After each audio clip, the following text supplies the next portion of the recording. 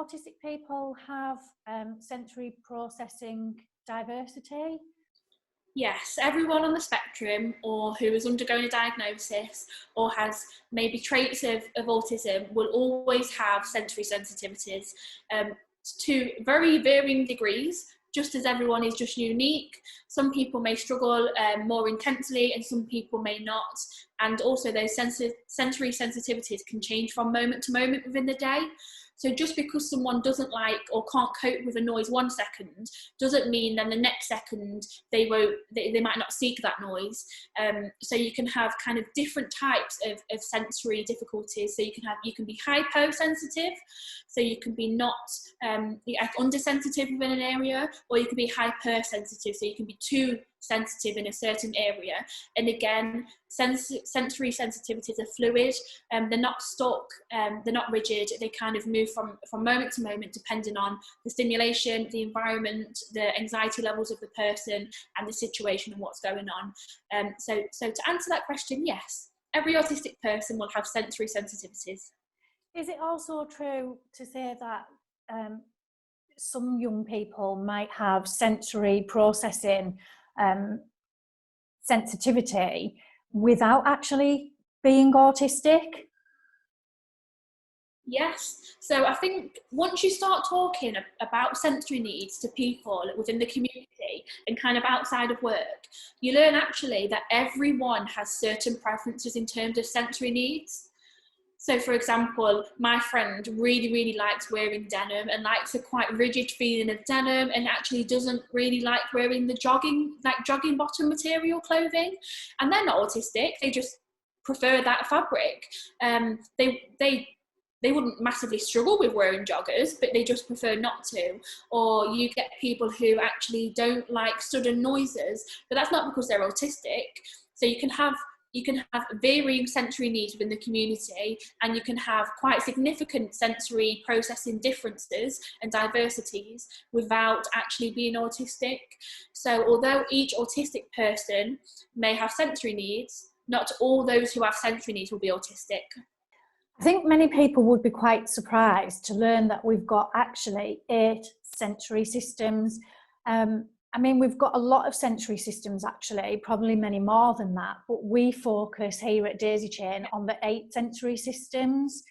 So I'm quite passionate about the 8th one, which is something called interoception.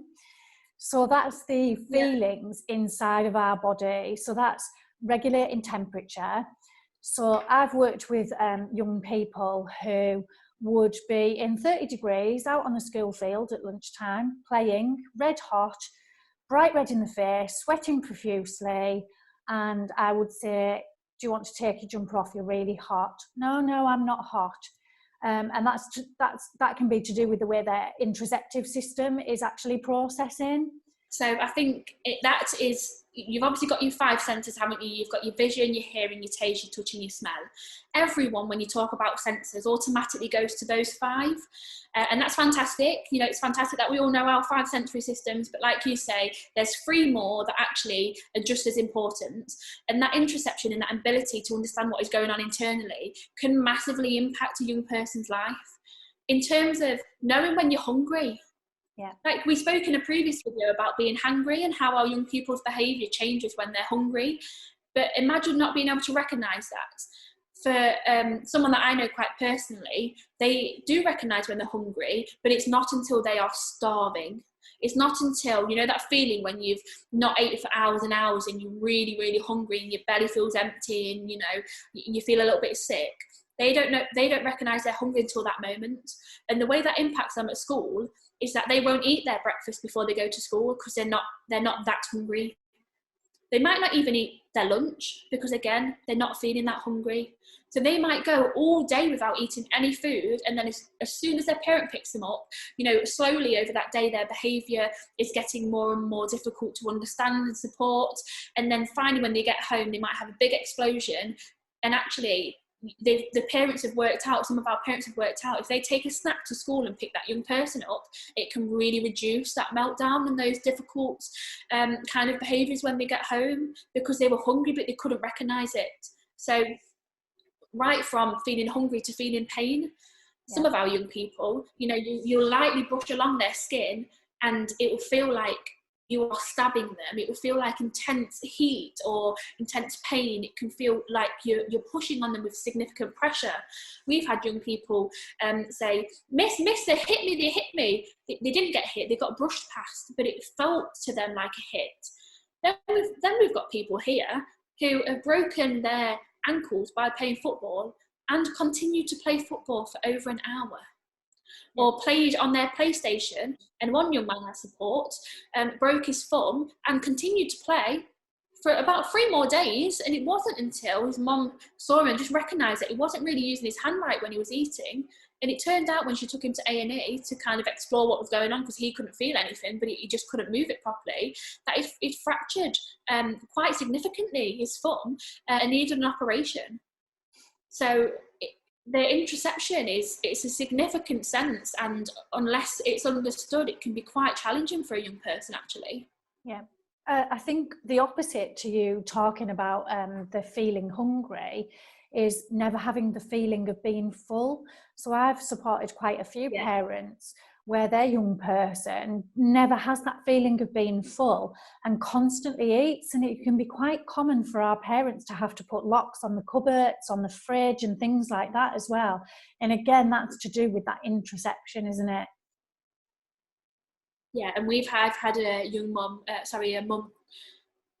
I've had a mum come to us before about a young person at secondary school who was going around and taking other people's packed lunches, and they were being called a bully, and they were getting reprimands at school, and it was quite a negative experience for the young man, and he really struggled to kind of put across how he was feeling. So all of his thoughts came out as aggression. He wasn't angry, he was kind of quite anxious, and he was really, really scared, and he was being called a bully and being called some really not very nice names by the young people and by the staff, kind of looking at their behaviour and assuming what he was doing. And it turned out he felt so hungry all the time. And for him, taking other people's lunch really just helped him cope.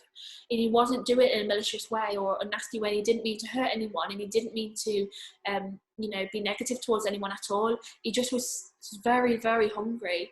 And like you say, parents put some really fantastic strategies in at home to try to control that eating. But when a young person's out of the house, they can kind of have access maybe to a little bit more, can't they, than they would inside the house. So it's really important to understand what is going on. And if you're looking at maybe a behaviour or a situation at school in which you're struggling to understand, try to think of these 8 senses. So Lois has spoke about interoception, and I also like the one about proprioception.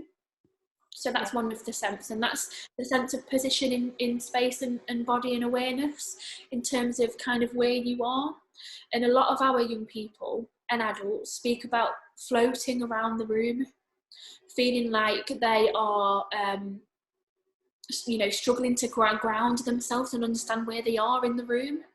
And some of our people young people will like slam their feet on the stairs as they're walking up the stairs, and often get told off for stop slamming your feet up the stairs.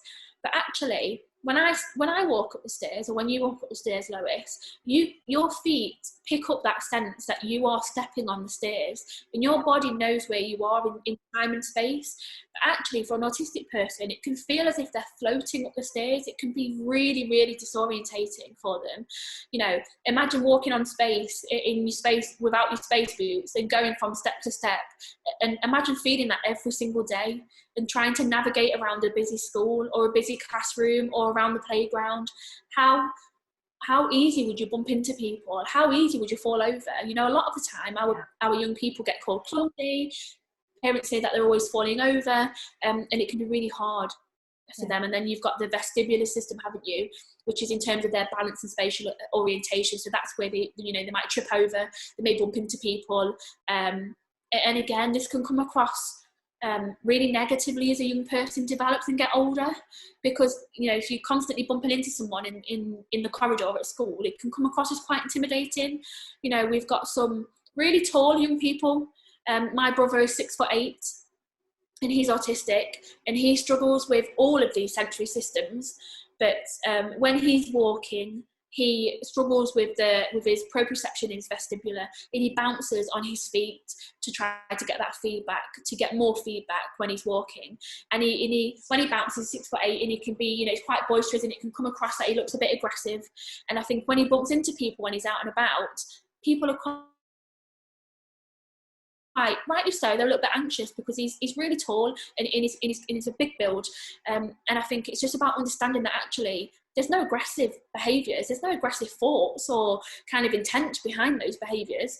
He's just got an extremely diverse sensory system, and he's trying his best to make sense of a world that he feels isn't made for him and his system. And it's about trying to understand and support that, isn't it? Definitely. And it's really key and important, isn't it, that we offer a sensory regulation. And I think it's really important in schools that we try and offer a sensory diet. And I know that when I worked in schools previously, I always used to use the Autism Education Trust checklist to sort of give me an idea of where a young person's sensory sensitivities kind of were, and try and create a nice sensory diet. So giving the young people lots of opportunity to do lots of movement, heavy lifting, and we've got some really good strategies that we can share with our colleagues in helping them provide those sensory diets as well, which is really key. And it has a massive impact on their ability to focus. So just to put it into a little perspective for you, I worked with a young man in year 6 who was constantly on the go, constantly fidgeting, constantly up and down from his desk, constantly having to go out into the corridor and spend some time on his gym ball, and was actually spending more time out there than he was on task in the classroom. And it was a little bit frowned upon. It's a good job I had quite a positive relationship with the head teacher of the school, that I suggested that we bring the physio gym ball into the classroom. He did have a little bit of a look of horror onto his face, and it made a massive difference to that young person. So where that young person was not able to sit in his chair and was telling us that writing was actually hurting him, which can be quite common in our young people, he actually sat on his physio gym ball at his desk every day, all day, bouncing up and down on it. And the quality and the standard of his writing, it changed. It absolutely blew us away what we could then encourage that young person to produce in terms of specifically English. Absolutely phenomenal, just for allowing him to have that sensory regulation in the classroom. Exactly. And I know that a lot of the time when professionals get in touch with us, they worry about what other children in the class may think, or what it may look like if a young person is being singled out or being treated differently, or actually that young people, all the classroom might expect a fidget spinner, or all the classroom might expect blue tack to play with, or the whole class might expect the ability to suck on a lolly, or whatever sensory activity you put in place to help regulate a young person. But actually, I think a young person in the classroom being diverse and different is an opportunity to teach everyone in that class about diversity. It's a fantastic opportunity to raise awareness, to tell people how everyone's different, and how we need to, in society, support and understand those differences and celebrate them. Because when our autistic people are supported, their sensory systems are, they're able to cope with the sensory input and stimulation of life. They can make amazing things happen, and they are fantastic people. They just need to be put into the right environment and be supported correctly. And I like how you brought up writing, because I know that quite often schools are put under pressure to get results and get outcomes. And there's certain rules in schools. And I remember a parent coming to me and saying, my child is at the lowest of the lowest in terms of writing, and they've still got a pencil, and they're not allowed to get a pen until they go up to the certain level to write with a pen. And mom was trying her hardest to help this young person learn, and just couldn't. Well, it turned out that he did not like the sound that the pencil made on the paper. And what he explained to me was, on a chalkboard, when you scratch your nails down it, that is what it sounds like to him when he gently, very gently glides the pencil over the paper. Now, if I was sitting in a classroom with 30 other children making that noise on the blackboard, how would you cope? How would you not want to leave that room and walk out, or want to cover your ears, or, you know, just really be in physical pain? And actually, when he was allowed a pen, he actually went to a whiteboard, because a whiteboard then had less kind of resistance along when he was kind of writing. So the pen, he still struggled with the pen a little bit, so a whiteboard and marker worked. His writing was absolutely phenomenal, and they couldn't believe it, that all of this time this information was inside. He just didn't have the right means to communicate it and to get it out, because it didn't kind of sit in line with others. So again, it's about trying to think outside the box, isn't it? Because like you say, sensory regulation is so important, and if you regulate someone's sensory system, they are going to perform better, they are going to be happier, their mental health and well-being is going to be improved, they are going to be more engaged and more willing to participate. It has amazing benefits for all involved, including those in the classroom, for that young person to have that additional support. I think most teaching staff would agree as well that we found that when we do movement breaks in the classroom, and there's a great programme called Go Noodle, when we do those kind of movement activities and we have sort of you know, a delivery in the class, and then we have a task to complete, we then have a little bit of a Go Noodle movement break, or some Cosmic Kids yoga, which is also great. It has a real positive effect on their ability to focus, not just for the children who may have a neurodevelopmental diversity, but for all children. It's really beneficial. So we're not just helping, you know, our specific children, we're helping all of the children. And I think sensory regulation should be important for all. Yeah, and I think like when you speak about sensory breaks, it's so important to have those breaks. And quite often we will get parents who call us and they're looking for advice around schooling in terms of their child missing out on lunch times and break times because they've maybe not done their activity that they were meant to do in class. And I just would like to highlight the massive importance around a young person being able to have that movement break at lunch and being able to have that movement break at break times. We understand that young people need to understand the difference between right or wrong, and that sometimes their behaviours have consequences. Well, all the time their behaviours have consequences. However, that movement break, it's not a reward for our young people on the spectrum. It's a need. It's a actual necessity for them to have that sensory movement break. And when we say sensory, we don't mean getting a fidget spinner. We don't mean sitting in a fantastic sensory room like I'm in right now. We don't mean spending hundreds of pounds on a bubble tube. It can be as simple as sitting on the floor and doing row, row, row your boat. It can be as simple as doing 10 star jumps and racing around the playground. You know, it can be as simple as smelling a different fragrance or touching a different texture. Whatever sensory need your young person kind of is low on and needs to kind of seek a little bit, it's around that.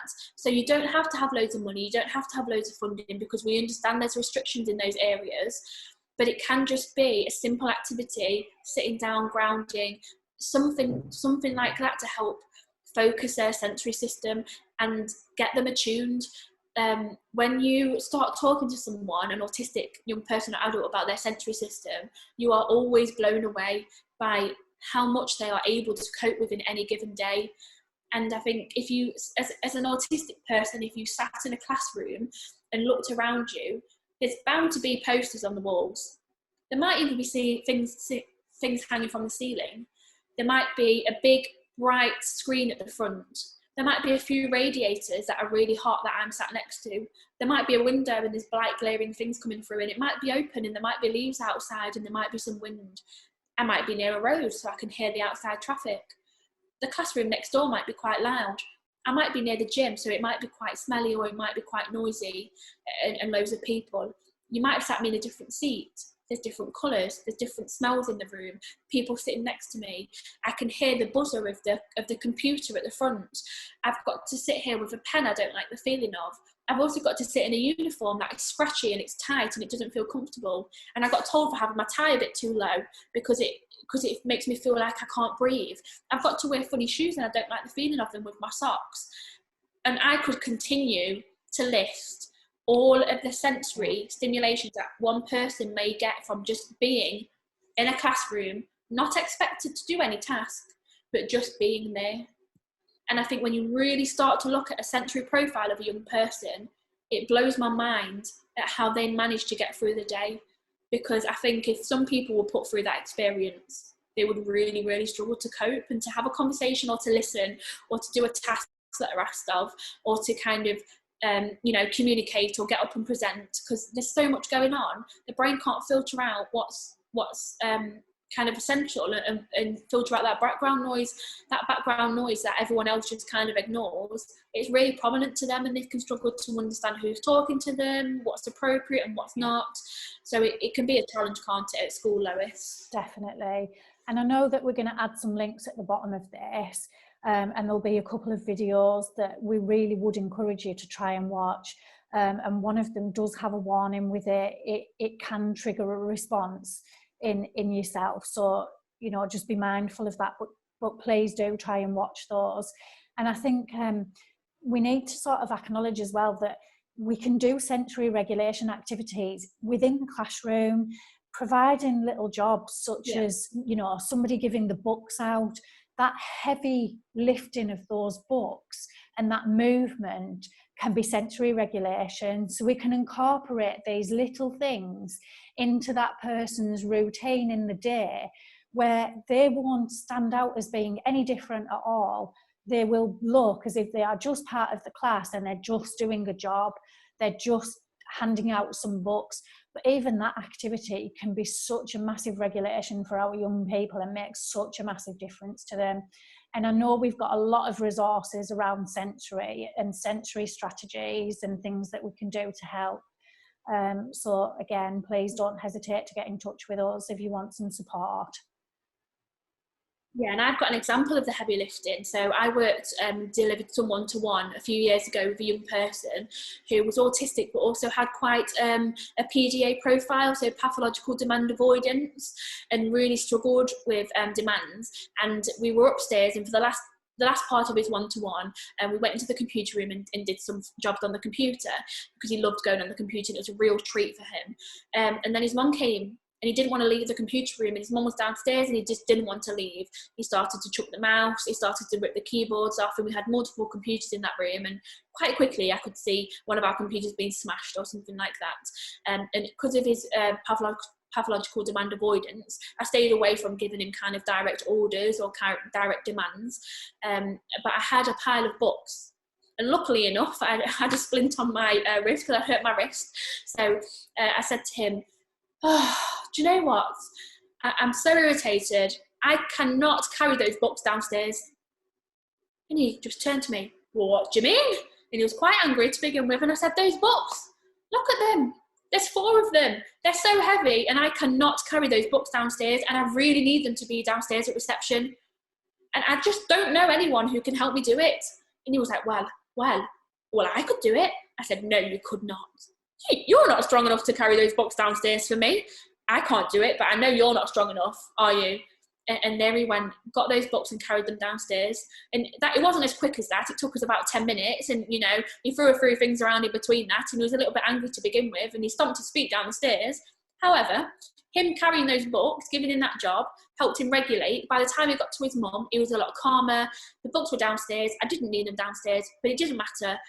Giving him a job, giving him a purpose, and giving him that sensory activity really helped him regulate. And I think sometimes you can quite visibly see that someone's got a sensory needs. I.e., if there's a loud noise, you could see someone kind of move and maybe cover their ears, or they might wear ear defenders.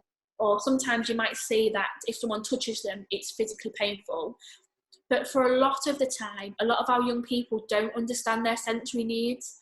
A lot of autistic adults who are very aware of autism and sensory difficulties don't understand their sensory needs fully. It's very complex and hard to understand.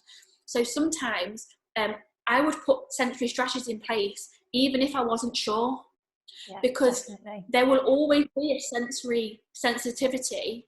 They just aren't aware of it. So quite often I'll hear people say, but they're not bothered about noises. Okay, they might not be bothered about noises, but you putting ear defenders on or putting invisible earplugs in their ears may actually calm down and help them cope with another sense. And you might not always be tackling the sense that you're thinking about. So if you've got a young person who struggles with eating and taste, you might want to cover their ears, because then it will give them more opportunity to really focus on their taste and work on that. I've got a little example of that actually, April. So I had a young person in year 3 who was quite bouncy in the classroom. So we did the usual kind of typical things, offered a wobble cushion, TheraBand around the chair leg for him to push back on the resistance bands. And nothing seemed to work. So we completed the Autism Education Trust checklist and did a sort of like assessment of his need, and it came out that it was actually how his auditory system was processing. So he was unable to filter out all of those background noises, and that was actually making him quite bouncy. They were even starting to question, you know, whether there was an additional diagnosis that might be there that hadn't yet been diagnosed. So what we did was we sent him on sound walks every day, a little checkboard, and he just used to tick off sounds that he could hear. He'd take an envelope up to the office and he would then bring a different envelope back. There was nothing in the envelope, but he would complete that checklist, and that made a massive difference in reducing how bouncy he was and the inability to sit still. And it was nothing to do with proprioception or vestibular system. It was actually his auditory processing. So yeah, I can understand what you're saying about it might be that we need to work on one sense to actually support with a different sense. Yeah, and I know an autistic adult who has no difficulty with their sight and with vision. However, they are extremely sensitive to noises, and actually people eating, people even breathing, any noises next to them or even far away from them can be quite a significant challenge for them. Yeah. But actually the way that affects them is that their vision goes blurry. So they really struggle to see the words, and words get mixed up, and it's really blurry vision, and they really struggle, and they can kind of look as if they're glazed over, or they kind of stare into space and they're not paying attention. But it's not because they're not paying attention, and it's not because anything is overstimulating them in terms of vision, but it's their auditory system that is overwhelmed, which is then impacting their sight. Yeah. So again, what you would put in place to help with their sight would be maybe ear defenders or some kind of ear covering, so that they could then see better, because our senses are so interlinked and one affects the other so significantly. You really do have to be a detective, but also just give things a go. Quite quickly you'll know if it's going to work or not. An autistic person, you know, you'll see by their behaviour, or they'll tell you that they don't enjoy it or it's not working for them. And sometimes you just have to give things a go, and work out what really works for that young person. Have you got anything you want to add, April? I know that when people think about a sensory overload, they may think about someone in a meltdown. So that would be, you know, a meltdown would be a physical expression that they are not coping. It may be a kind of big behaviour in terms of kind of walking out, or crying, shouting, you know, chucking something, and, you know, it's a physical behaviour. But what I'd also like to make people aware of is a shutdown, and that sometimes they are more significant than a meltdown, and that actually a lot of our parents call us because their children are being missed within schools because they are not the ones at the front making kind of the trouble or causing a big problem. What they're doing actually is they're sitting there quietly in their chair.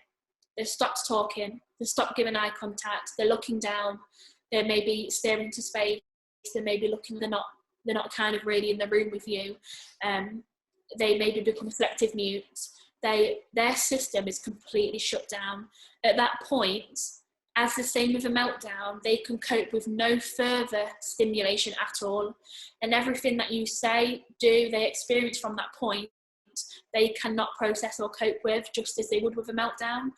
And what is really important to do is look for those shutdowns within the classroom, because if someone is telling you they're unhappy, that's great, and you can begin to deal with that and support them. However, if that young person, that young girl, that young boy is just sat there completely going under the radar, but they haven't done any work, they haven't been able to learn, they've been sat there massively struggling for the whole session, they will go home and that shutdown will stay with them. It can take a long time to come out of a meltdown or a shutdown. And actually shutdowns can last a lot longer.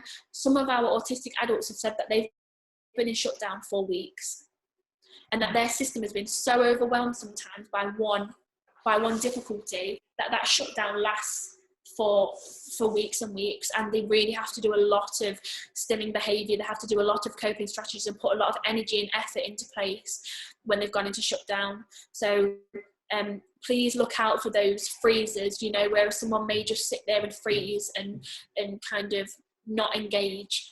It may be because they're overwhelmed, not because they're choosing to not engage. A young person with the head down on the table, why is the head down on the table? What is going on?